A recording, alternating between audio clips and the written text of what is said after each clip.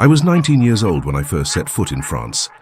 August 1944, 7 weeks after D-Day, and the hedgerows of Normandy were still burning in my memory like they'd been branded into my skull. My name's not important anymore, but back then I was private first class with the 29th Infantry Division Baker Company, and I'd been in country long enough to know that war wasn't anything like the newsreels made it look. The first thing you need to understand is what France smelled like in the summer of '44. It wasn't wine and perfume like the recruiting posters suggested.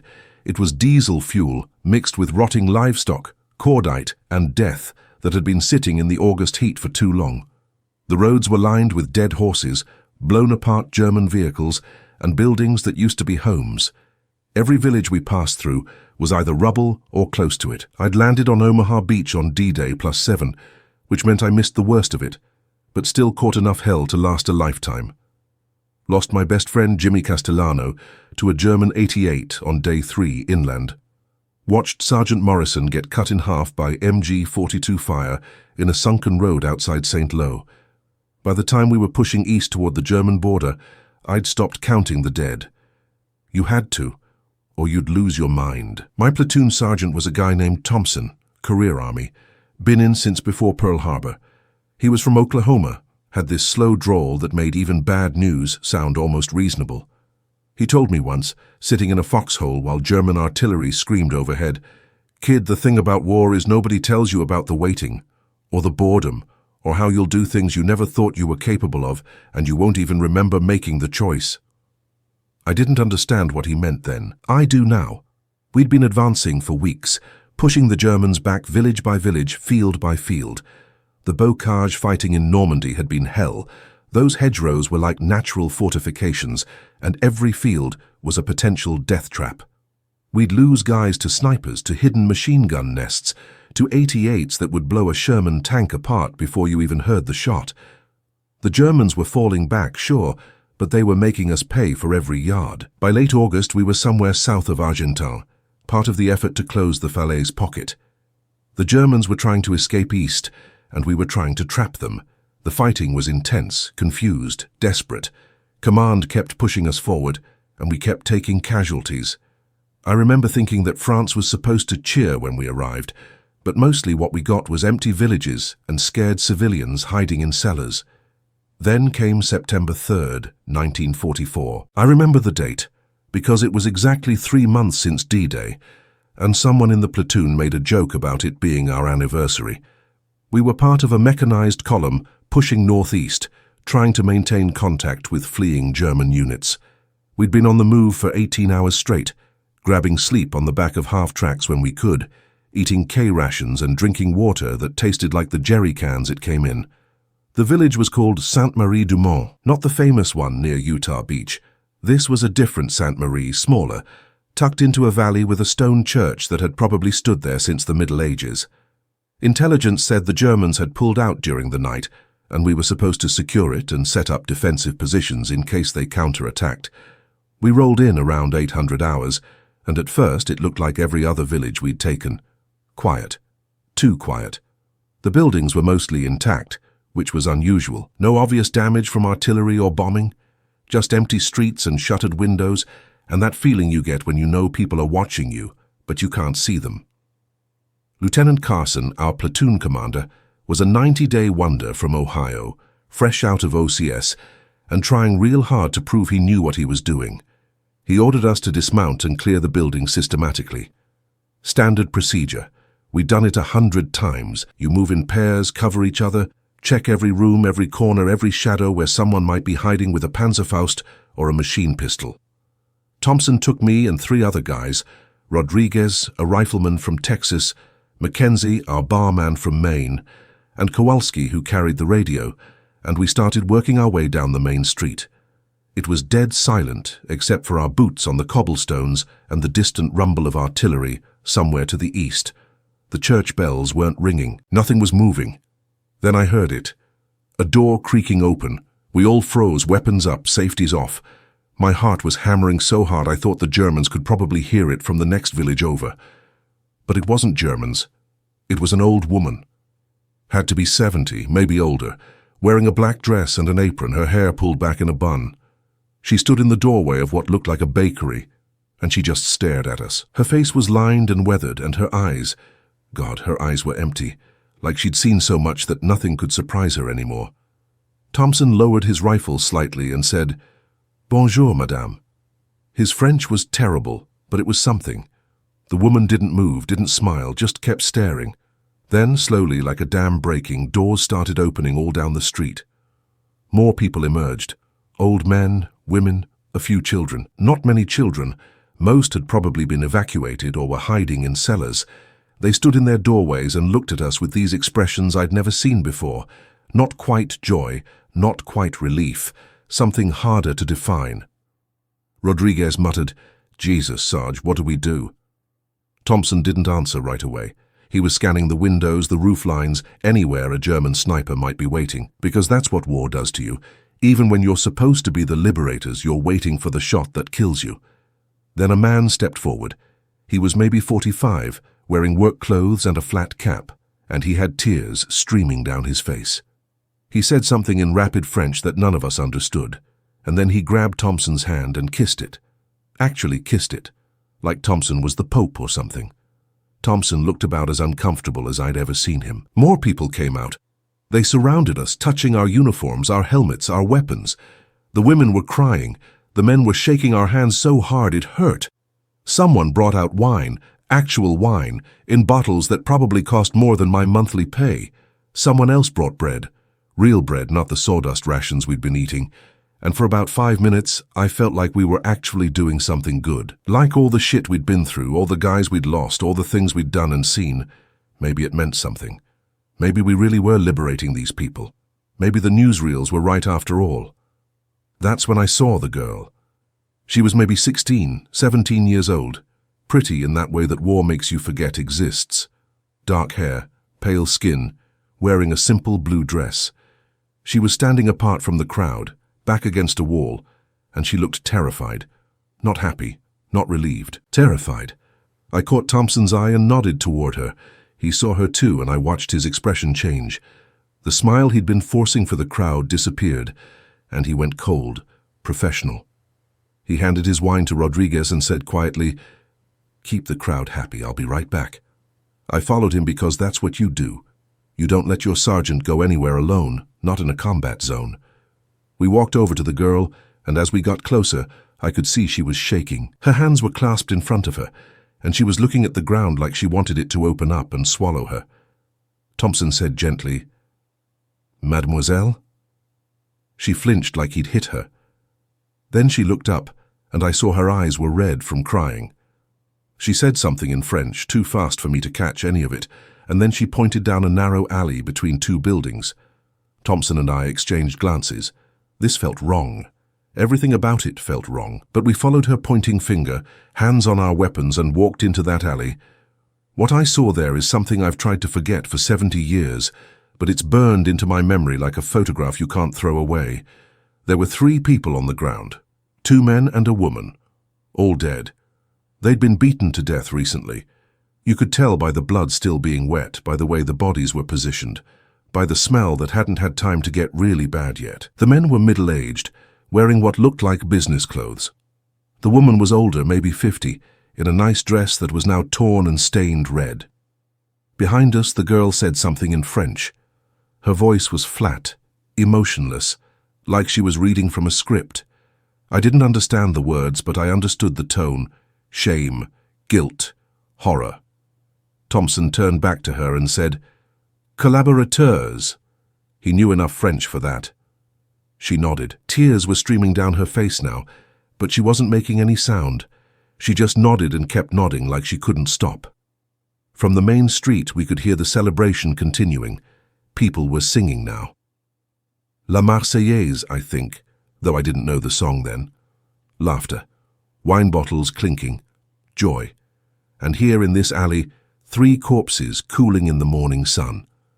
Thompson pulled me back out to the street. His jaw was tight and I could see him thinking, processing, trying to figure out what to do. We were soldiers, not police. We weren't trained for this. Hell, most of us barely spoke French, but we couldn't just ignore it. He found Lieutenant Carson and pulled him aside. They had a quiet conversation that I couldn't hear, but I could see Carson's face go pale. He looked like he wanted to vomit. Then he looked at the celebrating civilians, at the smiling faces and the waving flags, and I watched him make a decision. He told Thompson to post guards at the alley, keep people away, and not to mention it to the rest of the platoon. We'd report it up the chain of command and let someone else deal with it. Our job was to secure the village and move on. That's it. So that's what we did. The celebration continued all day. More villagers came out of hiding. Someone found a French flag that had been hidden for 4 years and hung it from the church tower. Children who'd been too scared to show themselves earlier started appearing, and guys from my platoon were giving them chocolate and chewing gum. Everyone was smiling. Everyone was happy, except the girl in the blue dress who'd disappeared, except the 3 bodies in the alley, which someone had covered with a tarp, except me and Thompson and Carson, who kept catching each other's eyes and looking away. As the day wore on, I started paying more attention, started seeing things I'd been too caught up in the moment to notice before. Some of the villagers weren't celebrating. They were standing in doorways, watching, their faces hard and cold. A group of men, older guys who looked like they'd been farmers or shopkeepers before the war, were having intense conversations in corners, glancing at certain houses, at certain people. Around 1500 hours, I saw a woman being dragged out of a house by 3 other women. They were screaming at her in French, words I didn't understand but could guess the meaning of. Whore, traitor, German lover. They threw her into the street and started cutting her hair off with scissors, just hacking at it, leaving her scalp bleeding in places while she sobbed and begged, and everyone in the street either watched or looked away. Some of the guys from my platoon saw it too. Rodriguez said, "What the fuck, Sarge? We gonna stop that?" Thompson watched for a long moment, his face unreadable. Then he said, "No, that's their business, not ours." "But Sarge..." I said, "No, Rodriguez. We're not here to police these people. We're here to fight Germans. Let them handle their own collaborators." But there was something in his voice that told me he didn't believe what he was saying. He just didn't know what else to do. That night, we set up defensive positions on the edge of town. I was on watch from 2200 to midnight, paired with Mackenzie in a foxhole overlooking the eastern approach. It was quiet, too quiet again. The celebration had died down, and the village was dark except for a few candles in windows. Around 23:30, I heard sounds from the village, shouting, breaking glass. A scream that got cut off suddenly. Mackenzie and I looked at each other, and I could see he was thinking the same thing I was. We should go check it out. We should do something. But we didn't. We stayed in our foxhole and listened to whatever was happening in that village, and we told ourselves it wasn't our problem. When my watch ended at midnight and I went to find somewhere to sleep, I passed by the church. The door was open, and I could see people inside. A lot of people kneeling, praying. A priest was conducting some kind of service, his voice low and solemn. I couldn't understand the Latin or the French, but I understood the tone. Confession, absolution, forgiveness. For what, I wondered? For collaborating with the Germans, for killing the collaborators, for surviving when others didn't, for all of it? I found a spot in what used to be a stable and tried to sleep, but every time I closed my eyes, I saw those 3 bodies in the alley. I saw the girl's terrified face. I saw the woman getting her head shaved in the street, saw the men with hard eyes watching from doorways, saw the fake smiles on faces that had learned to hide what they really felt. The next morning, September 4th, we got orders to move out. The Germans were regrouping to the east and we needed to maintain pressure. Lieutenant Carson held a brief formation and told us we'd done a good job securing the village, that the locals were grateful, that this was what we were fighting for. As we mounted up on the half-tracks and prepared to roll out, the villagers came out to see us off. They waved and smiled and shouted, "Merci" and "Vive l'Amérique." They looked happy, relieved, free. I tried to smile back, tried to wave, tried to feel like we'd done something good. But all I could think about was those 3 bodies, about the girl who'd shown them to us, about the woman with the shaved head, about the sounds we'd heard in the night that we'd ignored because it wasn't our problem. Thompson caught me staring at the crowd as we pulled away, and he said quietly, so only I could hear over the engine noise, "You all right, kid?" I wanted to say no. I wanted to ask him if this was what liberation was supposed to look like. I wanted to know if those 3 people in the alley had deserved what happened to them, if the woman in the street had deserved to be humiliated like that, if we were supposed to feel good about any of this. Instead, I said, "Yeah, Sarge, I'm fine." He looked at me for a long moment, and I could see he knew I was lying. But he just nodded and said, "Good. Keep your head down when we get to the next town. This war ain't over yet." We fought our way across France for the next 8 months, took part in the Battle of the Bulge in December, where we froze our asses off and lost half the company to German counterattacks, crossed the Rhine in March 45, pushed into Germany itself, and saw things that made that village in France seem like a Sunday picnic. I was there when we liberated one of the camps. I won't say which one because it doesn't matter, they were all hell on earth, and I saw what the Germans had been doing. Real evil, systematic, industrial. And you know what? It should have made everything clear, should have made it simple. We were the good guys, they were the bad guys. What we were doing was right and necessary and just. But I kept thinking about that village, about the celebration and the corpses, about the joy and the vengeance, about how easily one became the other, how thin the line was between liberation and retribution. I was there the day the war ended in Europe, May 8th, 1945, VE Day. There was celebrating, of course, guys getting drunk on liberated German beer and wine, dancing in the streets, kissing any girl they could find. Everyone said it was over, we'd won, we could go home. But I didn't feel like celebrating. I felt tired, old, like I'd aged 100 years in less than one. I got shipped back to the States in July 45, processed out at Camp Kilmer in New Jersey, and took a train back to my hometown in Pennsylvania. My mom cried when she saw me. My dad shook my hand and said he was proud. My kid brother wanted to hear war stories, wanted to know what it was like to be a hero.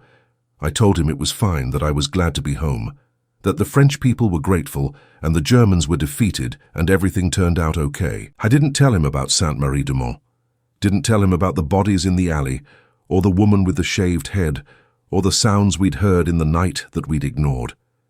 Didn't tell him how liberation wasn't clean and simple, like in the movies, how it came with blood and vengeance and moral complexity that nobody prepared you for. I tried to move on, got a job at the steel mill, married a nice girl from the neighborhood, had 3 kids, built a normal life, the American dream and all that. But I never forgot that village, never forgot the look on that girl's face when she showed us those bodies, never forgot the choice Lieutenant Carson made to cover it up and move on, never forgot how easy it was to convince ourselves that it wasn't our problem, that we were just soldiers following orders, that what happened to collaborators after we left was someone else's responsibility. I'm 99 years old now. Most of the guys I served with are dead. Thompson died in Korea in 1951. Rodriguez made it home but drank himself to death by 1960. Mackenzie lived to be 83 but never talked about the war, not once. Carson became a banker and died of a heart attack in his office in 1973. Kowalski is still alive, last I heard, in a nursing home in Florida, but he's got dementia and doesn't remember much of anything anymore. Sometimes I see documentaries about World War II, interviews with veterans who talk about liberating France, about how the French people were so happy to see them, how it made all the fighting worthwhile. And they're not lying. That part is true. The French people were happy, they were grateful, they did celebrate, but that's not the whole story. It's never the whole story. The truth is that liberation was complicated. It came with a price that wasn't just measured in American lives lost or German positions taken. It came with a moral cost, a human cost, that nobody talks about because it's messy and uncomfortable and doesn't fit the narrative we want to tell about the good war. Those 3 people in the alley, I don't know if they deserved what happened to them. Maybe they did. Maybe they betrayed their neighbors to the Gestapo. Maybe they sent French Jews to the camps. Maybe they grew rich while their countrymen starved. Or maybe they just tried to survive the only way they knew how, and that made them guilty in the eyes of people who'd suffered for 4 years under occupation. I don't know. I'll never know. Because I didn't speak French well enough to ask, and even if I had, I'm not sure I would have wanted to hear the answer. What I do know is that we could have stopped it. We could have intervened, imposed order, protected those people even if they were collaborators. We had the power and the authority. We were the liberators after all, but we didn't. We looked away. We told ourselves it wasn't our problem. We let the French people settle their own scores in their own way, and we moved on to the next town, the next battle, the next objective. And you know what? Maybe that was the right call. Maybe Thompson and Carson made the best decision they could with the information they had. Maybe trying to impose American justice on French collaborators would have caused more problems than it solved. Maybe some things you have to let people work out for themselves, even if it gets ugly. Or maybe we were just cowards. Maybe we didn't want to deal with the complexity, the moral ambiguity, the hard questions that had no easy answers. Maybe it was easier to accept the gratitude and the wine and the kisses and tell ourselves we were heroes, and ignore the parts that didn't fit that story. I've had 70 years to think about it, and I still don't know the answer. What I do know is that war is never as simple as we want it to be. The good guys aren't always good, and the bad guys aren't always bad, and sometimes the people you're liberating do things that make you question what liberation even means. I was there when we liberated that French village. I saw the joy on their faces, the tears of relief, the genuine gratitude for being freed from German occupation. And yes, in that moment, it did feel like every battle had been worth it. It felt like we'd done something meaningful, something good. But I also saw what came after: the vengeance, the violence, the moral complexity that nobody prepared us for and nobody talks about when they make documentaries about the greatest generation. The title of this story says the look on their faces made every battle worth it. And there's truth in that. Seeing people freed from tyranny, seeing hope return to eyes that had been empty for years, that does mean something. It meant something then, and it means something now. But it's not the whole truth. The whole truth is more complicated, more painful, less cinematic. The whole truth is that sometimes liberation looks like 3 bodies in an alley and a girl too terrified to speak. Sometimes it looks like a woman getting her head shaved in the street while soldiers look away. Sometimes it looks like people you're supposed to be saving doing things that make you question everything you thought you knew about right and wrong. And sometimes, late at night when I can't sleep, I wonder if those French people remember us the way we remember them. I wonder if they think about that day in September 1944 with the same mixture of pride and shame that I do. I wonder if they tell their grandchildren about the day the Americans came and liberated their village. Or if that's another complicated story that got simplified over time until all that's left is the happy parts. I wonder if that girl in the blue dress is still alive, if she ever thinks about the American soldiers she showed those bodies to, if she wonders why we didn't do more, or if she's grateful we didn't do more, or if she's spent 70 years trying to forget, the same way I have, and failing just as completely. The thing about war that nobody tells you is that it doesn't end when the shooting stops. It stays with you. The things you saw, the things you did, the things you didn't do, they become part of who you are and you carry them for the rest of your life. I carried an M1 Garand through France and Germany from June 1944 to May 1945. I fired thousands of rounds at German soldiers who were trying to kill me and my friends. I saw men die in ways I wouldn't wish on my worst enemy. I helped liberate a continent from one of the most evil regimes in human history, and I'm proud of that. I am. We did something important, something necessary. The world is better because we fought that war and won it. But I also carry the memory of that village, of the bodies in the alley, of the choice we made to look away, of the complexity that nobody prepared me for and that I'm still trying to understand almost 80 years later. So yes, I was there when we liberated a French village. Yes, the look on their faces, the joy, the relief, the gratitude, made me feel like maybe all the horror had been worth it. But it's not that simple, it never was. And anyone who tells you war is simple, that liberation is clean, that victory is uncomplicated, they either weren't there or they're lying to themselves. I was there. I saw it. I lived it. And I'm telling you the truth, the whole truth, even the parts that don't fit the story we want to tell. Because 70 years later, I still see that girl's face when I close my eyes. I still hear the sounds from the village that night that we ignored. I still wonder if we did the right thing, if there even was a right thing to do. And I think that's the real price of war. Not just the lives lost or the bodies broken, but the moral certainty you lose, the simplicity you can never get back. The burden of knowing that sometimes doing the right thing means accepting that there is no right thing, just choices with consequences you'll carry forever. That's what I learned in that French village in September 1944, and it's a lesson I've never forgotten, even though I've spent 70 years wishing I could.